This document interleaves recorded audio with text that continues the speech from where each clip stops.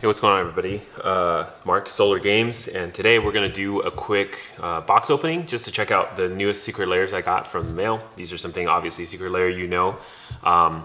It's Wizards direct singles to consumer program, where they just basically sell you singles. Yeah, it's expensive, it is what it is, but it is special frames. People like them. I honestly, some of them, I don't buy all the secret layers. I do buy a selective few that I enjoy. And it works, it's fine, you know, and long-term financial value, who knows, but if you enjoy the cards, then kind of like, who cares, right? So we'll do these three today. So we will work on the secret layer Arcane, secret layer Arcane, both the foil and the non-foil, and the Castle Dracula foil and also non-foil. The non-foil I've already opened, so I kind of have an idea what it's kind of gonna be like, but we're gonna open the other three together and then I'll show you the differences. So why don't we do this? Let's start with the Dracula. So this is coming out of like the whole Bram Stoker specific pieces. Anyway, secret layers, they seal with a little pull tab like this. Thank you for being part of the secret layer. So there is an outer case, kind of like a box, and there's an inner box that holds all the cards. There's this kind of like a nice wrapper around it, you know, and then the secret layer fits inside a box like this. But inside the secret layer, what you get is basically the cards in a plastic bag. This is the foil version. And there's always a secret rare on the back, or secret, I don't know, extra additional card. In this case, for this set, it's just a foil swamp. But it's a foil Dracula themed, like, castle swamp. So here, I'll just take this one out. Let me cut this one up so you guys can see what it looks like on the inside. But just do note, they're all kind of like bent already out of the box. We'll take like a nice new card like this one. As you can see, there's a nice good little bent to it already. I'll take it out of the package so you can see a little bit clearer. It's one of the complaints everybody has about secret layer is that all the foiling is just lower quality. I mean, I think foiling in the past many years have been lower quality, but I mean, it's pretty obvious to me how bent this thing is. Maybe it's showing up on the camera, but as you can see, kind of like it has a little nice bend to it, and here's it with another card. You can see how much that Pringles. This is a flat card, by the way. This is the bent secret layer, so maybe this view is better. Anyways, it's pretty obvious. It's a good bend, but the card itself, let's look at it. So it's just a kind of like a Dracula castle type of thing. Looks kind of neat. So still kind of cool. I just wouldn't like, you know, if you're looking for non-bend card, I highly recommend buying just the normal frame, not the foil secret layers. Otherwise, this set has 3 cards in it. So you basically have, they're kind of like the reskinned versions of certain cards. So in this case, these are all Bram Stoker characters.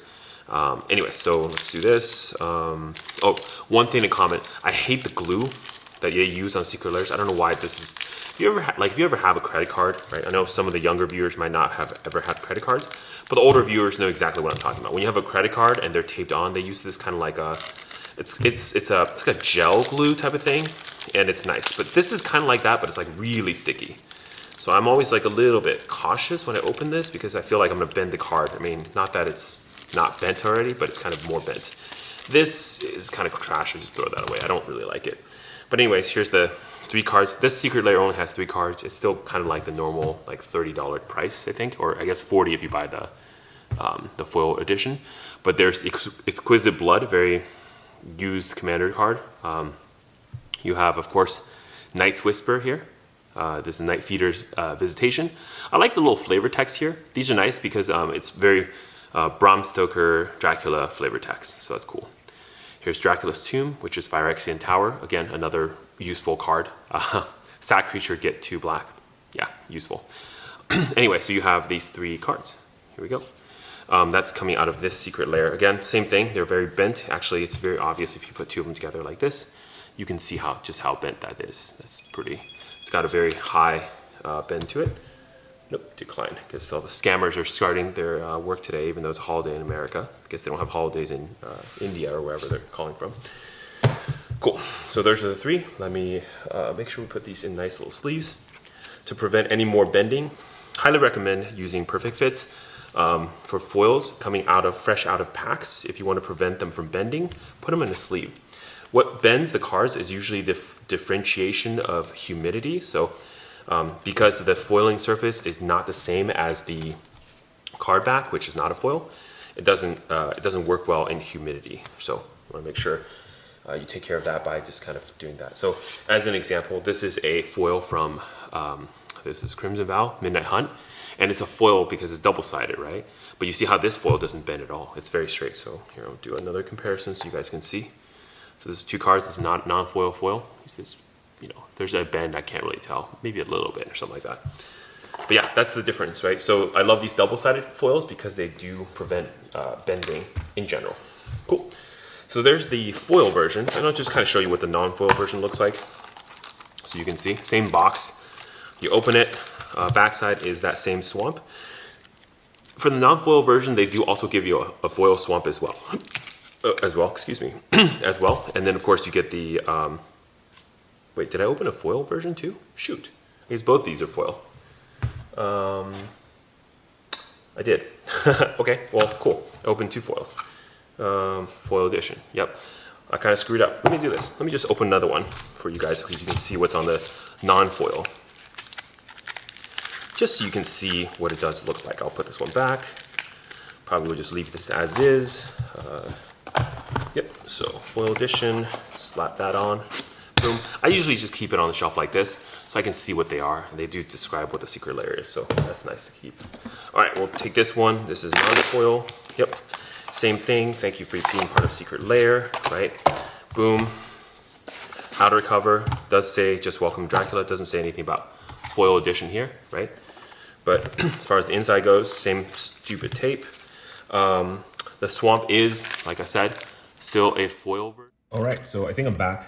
Camera died. So anyways, let's continue. So these are non-foil versions. You can see you still get the foil swamp on the back, but you also get the kind of like a just non-foil version. So let's take a look at this one and see what the difference is. See if there's any bending. You know what's surprising? See, hey, look at this. They're using better gel. This is more like the ones I like, where you know it doesn't even damage the paper on the back. That's awesome. So maybe they are making improvements. It's almost like they hear us. You know, the wizard people. They actually hear us. You know, talking about this. So there's your Exquisite Blood, your Night's Whisper, and the Frirex Entomb. Again, because these are non-foil, they don't bend at all. So that's great. Anyways, these are gonna go into their own sleeves, and yeah, that's that. So excellent. Honestly, I think for this one, right? So welcome to Castle Dracula. I think I purchased this this secret layer. One of the reasons I did it is because I really felt like the value in the cards were there. So long term, it should age pretty well. And these are cards that, you know, get played a lot in Commander. And it just looks cool. I like these. I think maybe I'm one of the few people who like the Castle Dracula, like alternate art type of style. I did. I really like that much better than like the some of the other like special cases or collaboration pieces. But I like the dark feel to it. Like especially look at this card. Like, you know, obviously the surface is a old vampire, but you see the people in the back like that he's killed, and he's just kind of like, you know, he's the hunger of the ancient one, right? So he's so hungry, he's outlasting these other people in the back. So that just, I don't know, to me that just looks so cool. Or like this card here, you can see the smoke rising from those candles, like just kind of lifting off. Anyways, pretty neat stuff. I like that. All right, so this is the Castle Dracula. Let's see there. Let's clean up a little bit. We'll do the next one. All right, so coming up next we have, here we go. The Secret Lair Arcane. Let's do the traditional first, non-foil, and then we'll do the foil, right? So this is the non-foil version. Yeah, here we go. You know what, actually, what I'm gonna do is this. I'm gonna switch real quick. So let's do the foil version, because I think I'm gonna keep the non-foil not broken up. So this one is a little bit different, because this is a collaboration with Riot Games. Maybe you don't know about the League of Legends, but they did do a League of Legends TV show on Netflix called Arcane. I thought the show was pretty good, actually. So it takes a couple episodes to get into it, but once you get past, I think, episode 3, it really speeds up, and I think the show makes a lot of sense. Even though I don't play League of Legends, I don't know the backstory, I felt very involved or committed to the character. So it's kind of cool. Right here it says, it's time to let the monster out. That is a direct reference to something in the show. I will not spoil it for those people who have not seen it, but it's well worth it. And this one, you'll notice the cover is not the same as a normal Secret Lair. It does say Secret Lair, has the logo and everything, but this is a collaboration piece. So I suspect whenever they do collab, they do something like this: Secret Lair X Arcane, X Street Fighter, X Walking Dead, etc. So there's that. And inside, this part still looks the same. Cool. On the side again, you have Secret Lair Arcane. All right, so starting off, the face card is the Path of Exile, Path to Exile. And in the back, this is the secret rare here, or secret extra card, is Gromp. It's just a Spore Frog. So Spore Frog, for those that doesn't know, it's basically a frog that you can sack, and it's a fog. So it's a 1/1 creature, and you could use it to fog. So it's kind of nice, just different, right? See, this is that stupid glue that I hate that they put on things. Anyways, this is trash now. I almost don't even like cutting across the glue here because I feel like it's gonna ruin my scissors by getting all that gunk on there. Anyways, wow, that's really sticky. Okay, cool. Okay, and we'll get this one out too, so that we just have both. Actually, I don't understand why they don't just do, you know how they do the insert in the back? Why don't they just do the insert for the front and skip all the gluing altogether? I don't think the cards will fall out. I think it's totally fine, right? It's in the box. Anyways, again, very curled card. Grump. There's the frog. It is the foil version. One thing to note here is on the bottom of these cards, I'll flip them around so you can see, they all have this triangle on the bottom. What that signifies is that these are Universe Beyond, which means they are, you see like now the cards have black border. These just means they're not specifically magic, right? The image or something about it is not necessarily magic. And this is the designation now they're using, Wizards using, for any cards that's kind of like not your traditional magic card. So, and it only appears on your Universe Beyond cards. They'll do this kind of like a triangle Planeswalker security stamp on the bottom. Okay, let's see what you get in this Secret Lair. First up, you're gonna get, I guess, a total of 8 cards because of the secret. But you get Path to Exile, very playable commander card, obviously. You have Ristic Study, another very, very good commander card. Very sought after if you're a blue player. Duress, not so, I mean, it's useful, right? In like, you know, your standard, like some modern deck will obviously use it, maybe Pioneer, like Legacy decks. It's an old card that people are gonna use, but it's not as useful. It's just more for the art in this case. Seize the Day, kind of a cool commander card. I think if you combo this with a couple of those like attack twice or something type of creatures, you can actually get quite a few combats in a turn. You potentially could win the game with this. Plus it has flashback, so you can essentially in one turn cast this twice. So it's pretty strong because you get the main phase back and you can cast it again, right? At sorcery speed. Coruscant Grip, it's a great card, but obviously reprinted recently, so it's not really valuable, but it's still a great card. And of course it has the special frame, Counterflux. Here we go, Counterflux. Counter target spell. This counter target spell, and it itself cannot be countered. Your cost obviously is because you have to pay a very specific blue-red mana for it. But the cool thing is you can also overload it, and so that will target, instead of target spell, you counter each spell you don't control. That's pretty insane. And the last one is Thran Dynamo. Thran Dynamo. Yeah, 4 tap, add 3 colorless. The other cool thing about these Secret Lair, because they're Universe Beyond, especially with their collab, is they will use for the name something that's specific to the story. So the hexacore inside Arcane is kind of like something that this character Jace, this person here, created to kind of unlock magic for the world, right? So he created this, which unlocks magic in the world. He's put on trial, so this is kind of like his path to exile. Unstable harmonics is when they start using the hexacore to like unlock different magic. So that's why they're flying in the air. They're kind of casting spells without without having to know spells. Round 2 is just Vi, like one of the main character, like is really good at fighting. She has this giant glove, so I guess she's a boxer. So round 2. Denting Blows, right? So just more of this specific references to Arcane, the show. Anyways, pretty strong. My judgment on Secret Lair in general is like this. Obviously, if you like something about it, the collab piece or something like, something specific to Secret Lair, you should buy the Secret Lair. Just, it's, you're essentially supporting a game you like, plus you're gonna get some cards that you probably can use. I think Secret Lair is highly targeted towards Commander players though, because a lot of their drops are very like Commander staple cards in general. So I have that feeling that this is, a lot of Secret Lair is going after Commander players, which also happens to be most likely the ones who are willing to spend a lot of money on cards. Not saying modern players, not saying modern and Pioneer players don't spend a lot of money. I just think they spend less. They're less likely to pay a large heap of money for one specific card, right? As far as like the cards in this set goes, I mean, for me that was simple because I just liked that it has Path Exile and Unstable Harmonics. I think round 2, Seize the Day, is also pretty good. Thran Dynamo, kind of good. Counterflux, useful. So there's quite a few cards I would definitely play. I mean, I don't really need a Coruscant Grip or a Duress. And then, of course, Spore Frog is just bonus. I mean, usually when you buy the Secret Lair, you don't even know what the bonus card is going to be. So you can't really make a judgment on that. But from the way I was thinking about this is, hey, if you have Risk Study, this is basically at least sets it up at $20. And of course, the added flavor of this being Universe Beyond. So essentially, the way that Wizard does Universe Beyond is that this is kind of like a one print run.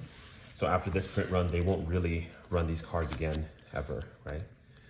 So maybe it has some value long-term for people who really care about the show. Maybe it doesn't. It's kind of up to, I guess, the people who want to buy it. I think Wizards' general idea of like, hey, buy the things you want and don't buy the things you don't want is fine.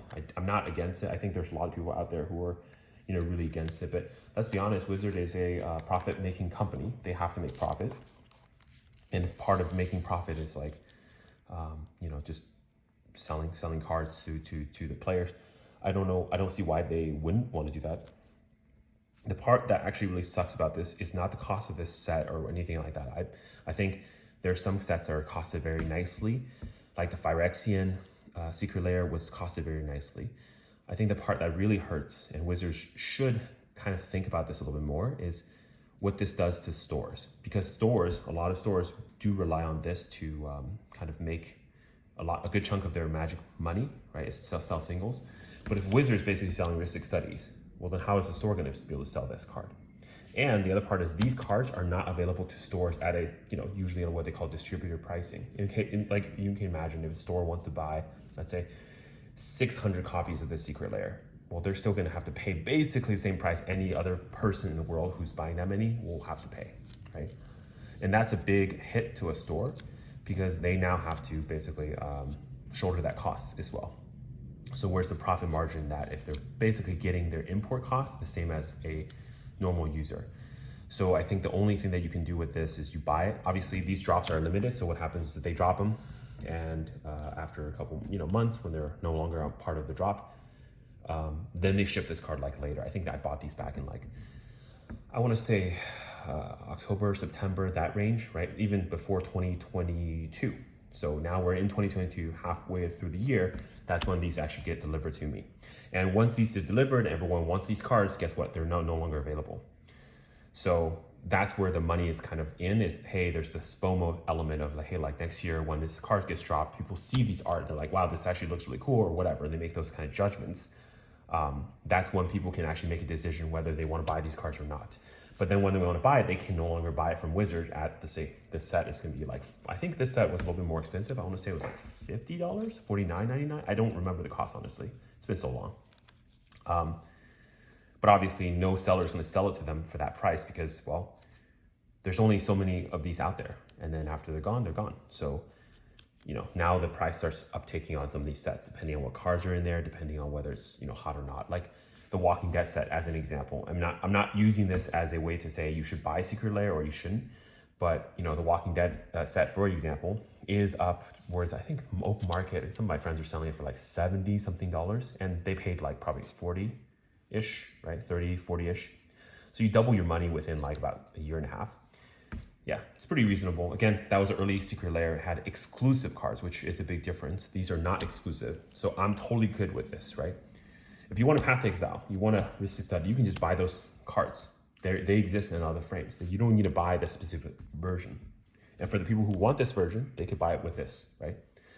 I'm good with this. The problem is when Wizards start introducing these cards and they have exclusive mechanics that don't exist in other Magic cards, and they're sold as a secret lair, and stores don't have access to them. That is a problem long term, because there is a symbiotic relationship between stores and Wizards that a lot of people don't realize, which is if the stores don't exist, when does physical Magic playing happen? I know people will say, hey, we still have spell table, whatever, but I'm going to be honest with you. The store is what's keeping Magic alive, and it's making Magic a bigger game than a lot of other games. So I think, you know, for Wizards, I mean, Wizards probably starting to realize this more now, but they should treat the stores better, because if they treat stores better, they will have a better business as well. Anyways, that's enough ranting on that today. I just want to share these secret layers with you. Pretty cool. You know, there was, of course, that special secret rare from the Fire Axion sets that was available, but now, you know, I don't know if they're going to do any more of those lottery cards, like numbered, signed, signature, whatever cards. Maybe. I suspect they will return in the future. I think they're going to use it very sparingly, because the more special products there are, the less special each one of them are, right? So they don't want to use it. They want to use it sparingly so that it maintains its high value and like pristine and dignified position within the market. Anyways, that's just my 2 cents. If you like these cards, obviously it's probably too late now, but you know, you should have bought them. And if you don't like these cards, it's fine to skip. And if you like any one of these specific cards, there's plenty of sellers on TCG Player now that are selling these singles. And I know that, for example, cards like Ristic Study is already crashing. I don't want to say crashing, it's falling. I mean, you can get one of these Ristic Studies for maybe, I think, like 30, 35-ish range, 30 to 35. It really depends on the seller and all that stuff. That's a pretty good price for Ristic Study, and for the special one too. So if you want that one, go get it. If you don't, you know, just hold, wait, and buy a new, different one. Something like that. It really doesn't matter, right? Anyways, this is Mark from Solo Games. I'm signing out. See you guys later.